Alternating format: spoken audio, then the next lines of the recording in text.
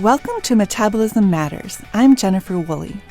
Today we'll be taking a look at using indirect calorimetry to feed a patient with a number of ailments made even more complicated because of an amputation.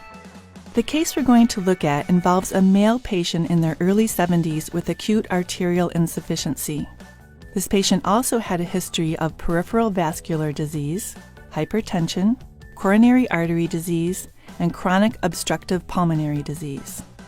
Now let's look at the patient's nutrition parameters. Height is 5 foot 10 inches. His actual body weight is 98 kilograms with an ideal body weight at 75.5 kilograms. So this patient comes in and is taken to the operating room for a right femoral tibial bypass.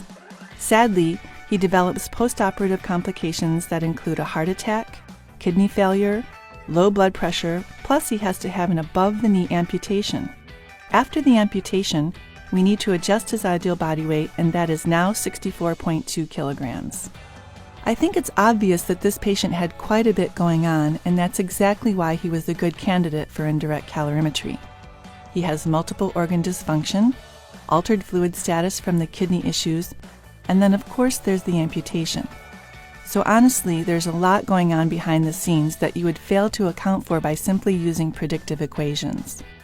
So you're probably wondering what happened. Well, the patient's first indirect calorimetry studies showed that the patient required fewer calories than what was predicted. So we fed him 100% of the measured REE. And then take a look at this great number trend. Using indirect calorimetry measurements throughout the patient's stay, we saw an increase in the patient's REE, which is exactly what you want to see when someone is healing. I like to call this an indirect calorimetry happy ending, because although the patient was up against some tough circumstances over a short period of time, he continued to improve. And a big part of supporting a healing trend is getting the right amount of nutrition to the patient, which is where indirect calorimetry came in. Well, that's it for today. This is Jennifer Woolley for Metabolism Matters. See you next time.